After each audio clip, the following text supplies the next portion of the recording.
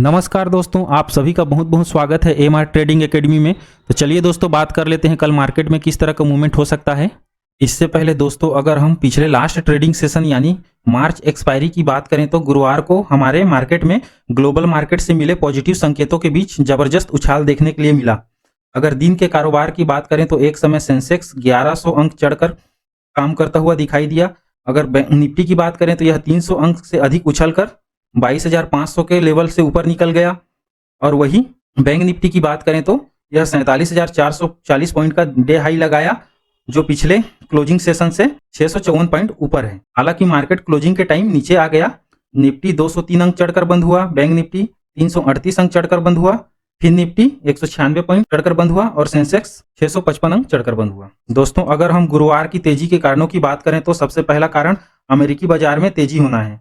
यहाँ महंगाई के आंकड़े आने से पहले बुधवार को अमेरिकी बाजार में जोरदार तेजी देखने के लिए मिली और यहाँ डाउ जोन्स 477 अंक चढ़कर बंद हुआ, वहीं नेस्डेक 83 अंक चढ़कर बंद हुआ। और दूसरा कारण अगर हम ढूंढें तो आरबीआई से राहत मिलने के कारण बैंकिंग और एनबीएफसी शेयरों में जोरदार तेजी देखने के लिए मिली। आरबीआई ने बुधवार को एआईएफ यानी अल्टरनेटिव इन्वेस्टमेंट फंड में निवेश को लेकर पहले के जारी सर्कुलर में कुछ बदलाव किया है। यह फैसला आने के बाद गुरुवार को बैंकिंग और एनबीएफसी शेयरों में जबरदस्त तेजी देखने को मिली। दोस्तों, अगला कारण की बात करें तो यह है बाजार में चौतरफा तेजी। गुरुवार को निफ्टी मीडिया को छोड़कर सभी इंडेक्स में तेजी देखने के लिए मिला और वही पीएसयू बैंक लगभग 2% तेजी दिखाकर ये बंद हुआ।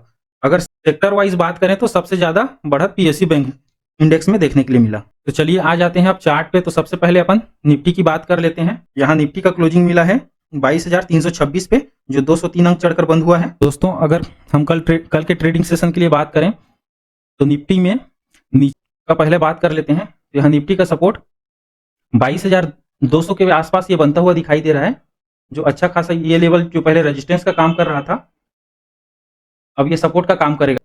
अब मिला है हमको यहाँ से ये लगभग 100 पॉइंट मतलब 100 पॉइंट दूर है माने।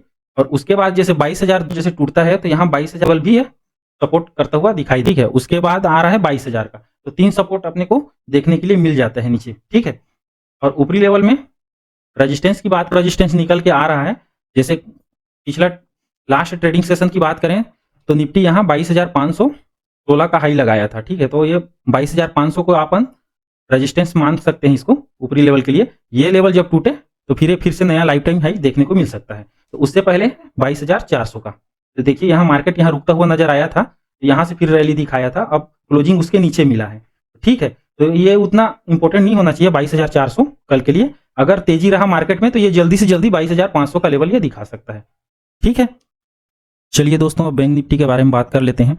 यहाँ देखेंगे तो हमारा बैंक निफ्टी में क्लोजिंग मिला है 47,000 के ऊपर क्लोजिंग मिला है 47,124 पे। तो अगर बैंक निफ्टी के सपोर्ट और रेजिस्टेंस की बात पहले कर लेते हैं। अगर बैंक निफ्टी का ऊपरी लेवल पे रेजिस्टेंस के तौर पे बात करें, पहला रेजिस्टेंस हल्का आ रहा है 47,200 पे, उसके बाद आपका 47,400 से 500 के बीच में एक रेजिस्टेंस आ रहा है। और ये पिछले अगर गुरुवार की बात करें तो यह 47,400 के ऊपर निकलता हुआ दिखाई दिया, लेकिन क्लोजिंग के टाइम ये 47,400 के नीचे क्लोजिंग मिला है और 47,200 के नीचे ही क्लोजिंग मिला है। तो अभी फिलहाल ये टेस्टेड है ये रेजिस्टेंस, तो आगे चल के ये दिक्कत उतना नहीं होना चाहिए। बाकी क्लोजिंग 47,000 अगला क्लोजिंग मिले तो हम ऊपरी साइड में 47,200 के ऊपर क्लोज देखना चाहेंगे बैंक निफ्टी को, ठीक है। अब नीचे सपोर्ट की बात करें, जैसे 47,000 के ऊपर क्लोजिंग मिला है तो उसके नजदीकी अगर साइकोलॉजिकल लेवल में सपोर्ट बोले तो 47,000 का मान लेते हैं पहला, ठीक है। यहाँ 47,000 हो गया। अब उसके बाद उसके नीचे आ रहा है आपको ये लेवल, देखिए 46,800 का लेवल है। यहाँ अच्छा खासा पहले भी सपोर्ट लेता हुआ दिखाई दिया है। अब उसके बाद आपका आ जाएगा फिर 46,500 का लेवल। कल के लिए अपना ऊपरी लेवल पे पहला तो यही मान लीजिए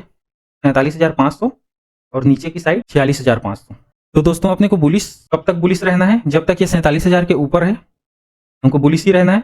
अगर ये लेवल 47,000 के नीचे आता है और ये देखिए 200 डे का ईएमए है, इसके नीचे आता है तो थोड़ा सा यहाँ देखिए 47,800 सपोर्ट का लेवल है। अगर इसके नीचे आता है तो थोड़ा सा हमको नीचे की साइड के लिए ले सकते हैं, मान कि यहाँ से 46,000 आपको 500 तक का टारगेट के लिए आप नीचे जा सकते हैं, ओके। जब 46,700 मतलब 800 का लेवल से नीचे आए मार्केट तो यहाँ तक के लिए एक बार देख सकते हैं, ठीक है। अब बात करें फिर निफ्टी की, तो फिर निफ्टी का क्लोजिंग मिला है 20,989। तो वही है, जिस तरह से ये 21,000 के ऊपर क्लोजिंग मिलता तो और अच्छा होता, लेकिन ये जहां तक हमने रेजिस्टेंस यहाँ मार्क करके रखा था पूरा टेस्ट किया है रेजिस्टेंस, देखिए 21,120 के आसपास तक का दिया था हमने, वहाँ पूरा टेस्ट करके आके 21,000 के नीचे क्लोज मिला है। ठीक है, ये तो हो गया। फिर से ये रेजिस्टेंस जोन को हम नहीं छेड़ते हैं, यही रहने देते हैं। और अब नीचे आइए, सपोर्ट के लिए बात करें तो अपन फिर निफ्टी में नीचे की ओर सपोर्ट देखें तो यहाँ सपोर्ट निकल के आ रहा है 20,900 पहला सपोर्ट होगा, और उसके बाद आपका दूसरा सपोर्ट दिख रहा है 20,750। ठीक है, उसके बाद सीधा आ जाइए 20,600 से 550। ओके, जिस तरह से ये 900 के ऊपर है तब तक अपने को पॉजिटिव रहना है, और यहाँ से जैसे 900 से नीचे आया तो 900 से 20,900 से 20,850 का जोन ये है। अगर इधर है तो ऊपर की साइड, और इससे ब्रेक किया तो नीचे की साइड। नीचे की साइड कहाँ आप देख सकते हैं 20,750 तक के लिए। ओके, क्योंकि देखिए इसके आसपास 200 ईएमए है, यहाँ से मार्केट एक बार फिर से बाउंस दिखाने की कोशिश कर सकता है। अगर 20,750 टूटा तो फिर आप 20,600 20,550 के लिए इससे जा सकते हैं। ओके, तो यहाँ नीचे की साइड आप 20,600 और ऊपरी साइड में 21,150, ये अप साइड और नीचे की साइड ये टारगेट और ये लेवल निकल के आ रहे हैं फिर निफ्टी में। ठीक है दोस्तों, आशा करता हूँ ये लेवल आपको समझ में आ गया होगा। आज के लिए इतना ही, मिलते हैं अगले वीडियो में। धन्यवाद।